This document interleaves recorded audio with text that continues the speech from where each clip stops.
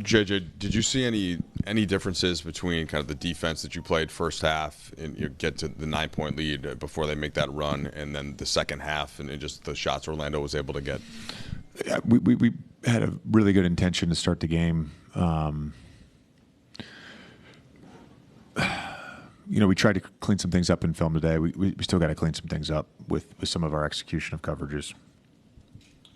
With LeBron and Rui coming back, ramping up, how much kind of grace are you allowing for the team to find a rhythm and all that versus what you're seeing defensively just not quite look the same? Yeah, we're going through it a little bit, and we got to get back into the flow and the rhythm and those guys.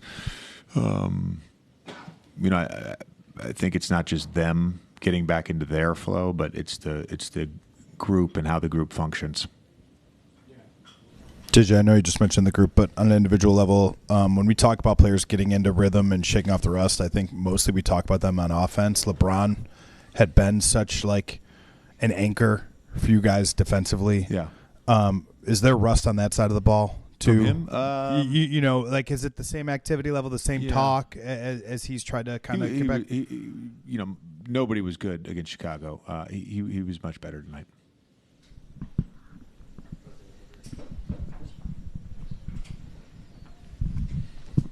JJ, you spoke to us pregame about the success that Franz had against you guys in LA. When you guys cut it to 7 in the fourth, it was kind of Franz taking over a bit. Mm-hmm.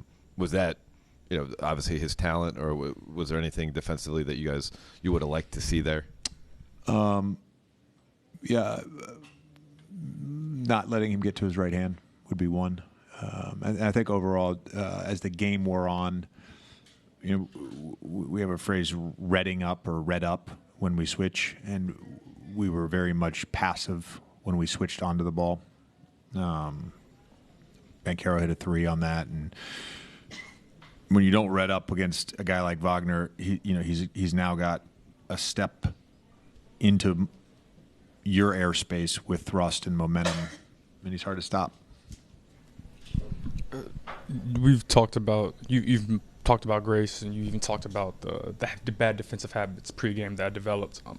Does it feel like there's enough time to make this, I guess, quick fixes, or does it feel like you can make quick references to when you guys were doing some of these things early in the season, so I guess turn it around quicker? Yeah, I mean, again, I think it'd be nice. We're going to hopefully get some court time in Indiana on Wednesday. I think there is time, but we've got to be very strategic about how we use that time outside of games. Coach, we saw a different attitude defensively against Denver. What does it take for you to see your team going to that level of intensity?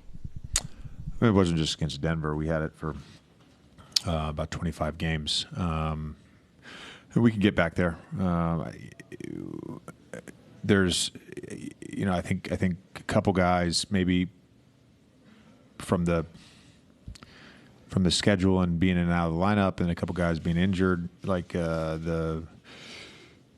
don't know. We look tired, and I don't know what contributes to that. That happens periodically throughout a season where the group gets tired. That's what it feels like right now. Again, we weren't able to sustain our level of intensity that we started the game with, and our guys, I thought, started out really well. Hey, Coach, Dwight played here and went into the Orlando Magic Hall of Fame today. You played here. Dwight also won a world championship at Disney with the Lakers. Just talk a little bit about a guy going into the Orlando Magic Hall. I gave the most beautiful soliloquy and monologue pregame. I can't remember what I said, but just refer to that quote.